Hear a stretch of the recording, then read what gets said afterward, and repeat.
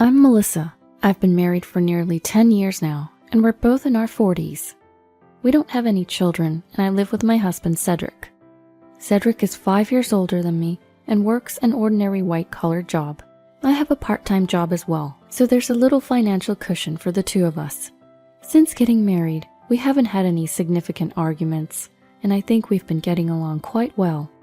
However, things have started to get a little complicated recently. It all started when I inherited a condo after my father passed away. I've been told to move into that condo and to hand over my childhood home. My father had bought a new 2-bedroom condo when we got married, and he was living there. It's not a huge place, but it's a stylish condo. The condo where Cedric and I live now is my childhood home. I lived with my father and mother in a 4-bedroom condo until I got married, and then my father gave it to me. I left home once to go to college, but coming back after marriage to a home filled with memories was truly joyous. My mother passed away when I was in college, so my father was living alone in the family home. When we were getting married, he said, "How about living in this condo?" I thought he was suggesting moving in together, but he firmly declined. He probably didn't want to interfere with our newlywed life. Then, my father passed away. I inherited the 2-bedroom condo where he had been living. Fortunately, I was able to quickly find a tenant and have them sign a lease. I thought our life would continue just as before. But a year passed, and my mother-in-law surprised me with an unexpected proposal during a visit. "Why don't we let Jasmine and her kids live in the 4-bedroom condo you're in? It's getting tight where they are now." Jasmine is Cedric's sister and a single mother raising 3 children. They currently live in a 2-bedroom apartment. The kids were all in elementary school now, and I understood that their place might be tight for a family of 4. However, I had never had a good impression of Jasmine. Every time we met, she looked down on me for not having children. Cedric and I got married just before I turned 30. At that time, she had already tried to outdo me, but it got even worse after I turned 30. "You're 30 and still don't have a single child? You still don't have children? As a woman, isn't your life over?" Those words were just the beginning. The ultimate insult came when my father passed away. "You're such a disgrace not letting your father meet his grandchild." Jasmine is 3 years older than me, but she feels more like a younger sister-in-law than an older sister-in-law. In any case, we were technically family, so I wanted to get along if possible, and I thought I was making an effort. But after hearing those words, I wanted to keep my distance from Jasmine as much as possible. I don't have any siblings, and my only blood-related family was my father. And in the midst of being both mentally and physically exhausted after losing him, she said those words to me without a hint of sympathy. It's impossible not to have a terrible impression after that. I hadn't seen her since shortly after my father passed away, so I never expected such a proposal from my mother-in-law. She says she'll pay the rent. $500 a month. She said this with a look on her face as if to say, "Isn't that a great deal?" I was utterly astonished.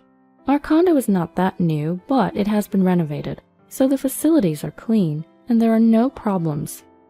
With good public transport and being adjacent to a mall, if we were to rent it out, the rent would undoubtedly be over $2,000. $500? I don't know if they're unaware of the marketplace or what, but that's a lot of nerve to mention such figure when talking about renting a 4-bedroom condo. Since I didn't say anything, my mother-in-law must have taken it as a confirmation and proceeded with the conversation.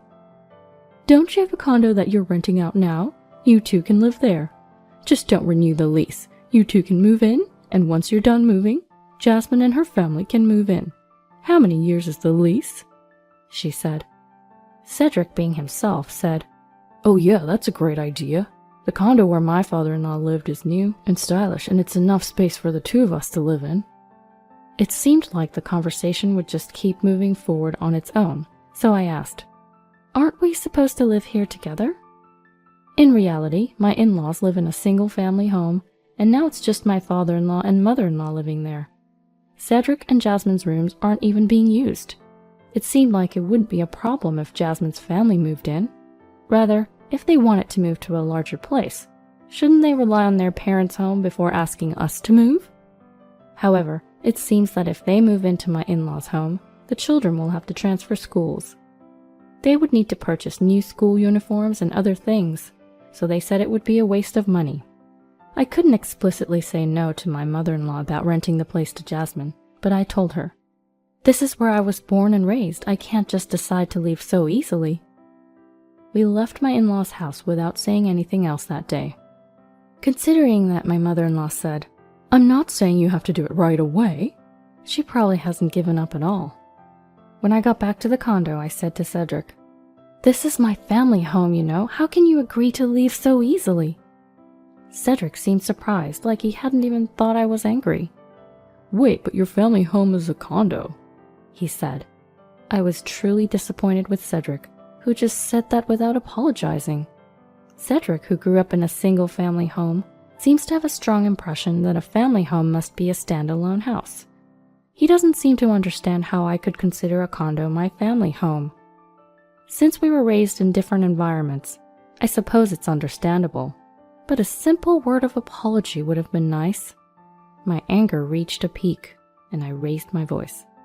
"The condo is my family home. Don't go making decisions about my condo on your own."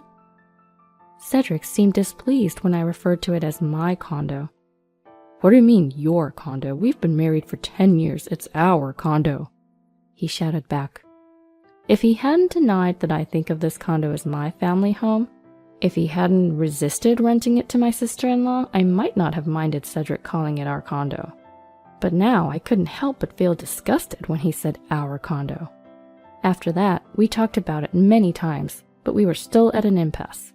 Cedric, who never considered my feelings, called me stingy, stubborn, and malicious. We both refused to give in, and in the end, we couldn't make any decisions or solve anything for several months. All the while, my mother-in-law would contact us, asking, "Have you thought about what we discussed last time?" My mother-in-law and Cedric, who wouldn't support me, were driving me to my limit. Then one day, I got a text from Jasmine, who was finally furious that the matter wasn't progressing. "You don't have kids, so a 2-bedroom condo should be enough. Living with just the 2 of you in a 4-bedroom condo is a luxury. Just move out." I hadn't been in touch with Jasmine since my mother-in-law brought up the condo issue, so this was out of the blue. No polite requests to rent, no pleases, just a command to leave. Who does she think she is? Reading the text from Jasmine, I felt foolish for trying to keep things amicable until now. As we talked, the word divorce crossed my mind again and again. Each time, I tried to suppress my emotions, but I knew I was at the end of my tether. I went to the courthouse and picked up divorce papers, then made a call to a certain place.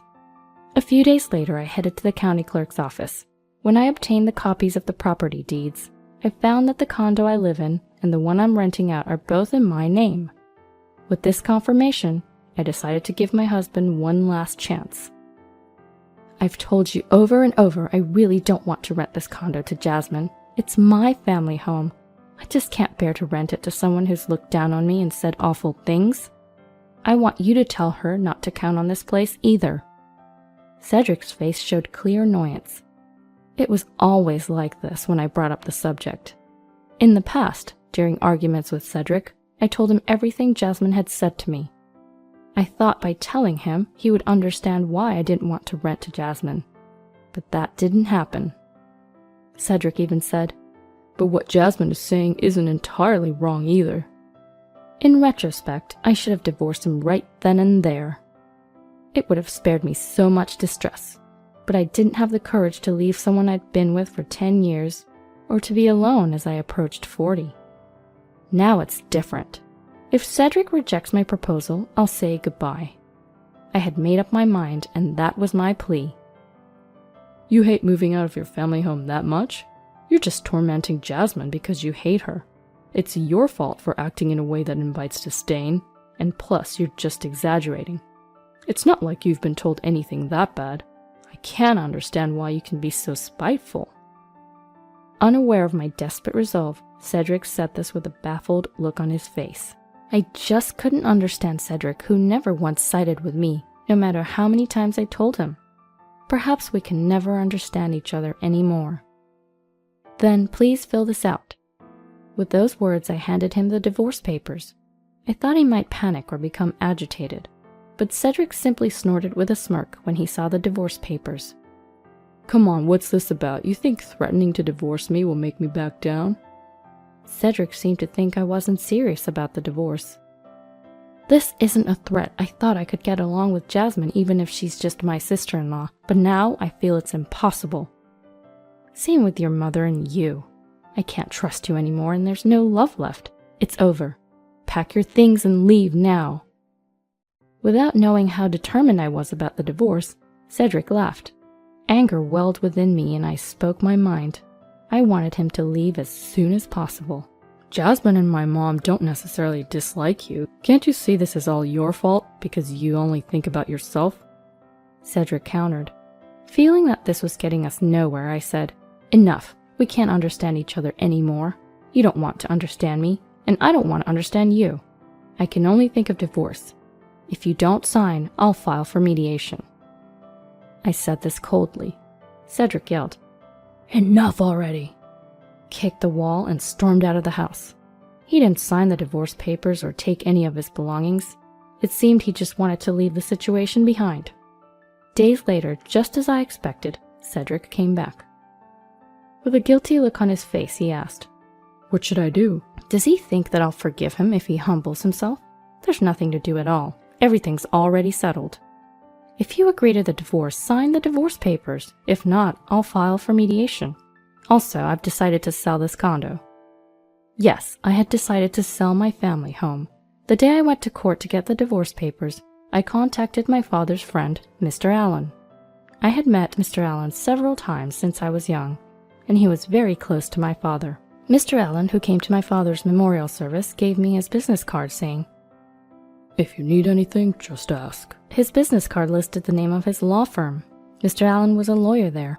Thanks to Mr. Allen introducing me to a judicial scrivener, I was able to smoothly process my father's inheritance. When I consulted him about this matter, Mr. Allen was supportive, advising me to check the ownership of the condo and giving advice for when the divorce might not be agreed upon.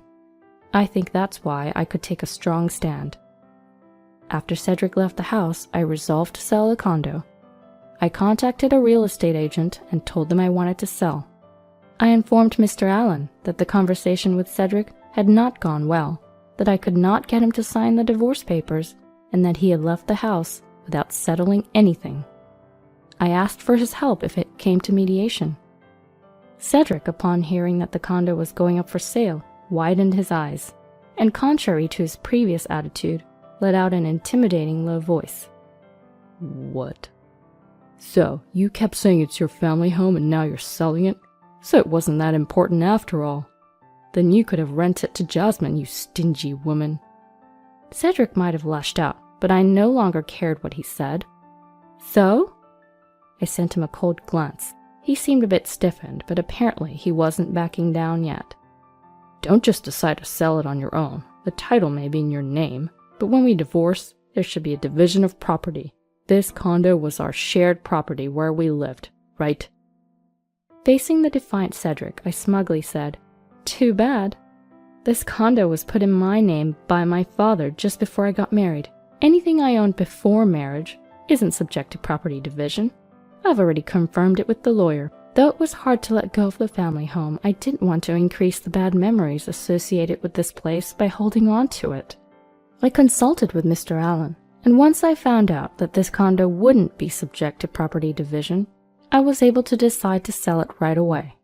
Upon learning the truth, Cedric changed his attitude completely, now clinging to me in an unseemly way. "I was wrong. I don't need to rent this place to Jasmine. It's your precious family home. Are you sure you want to sell it? Since you're still living here, you haven't sold it yet, right? Let's not sell it and start over here. I'll talk to Jasmine and my mother, so let's not divorce or sell the condo." At this point, I began to wonder why I had been with such a person for 10 years. I was disgusted with myself for having been with him.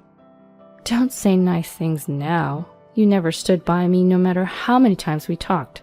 It's absolutely impossible for me to start over with you now. Goodbye. Please pack your things and leave as soon as possible." He continued to resist the divorce, so it ended up going to divorce mediation, and I was finally able to part ways with Cedric. Now I am free. I thought being single would be scary, but it's not so bad. I've now purchased a new 2-bedroom condo, and I'm enjoying my life as I please.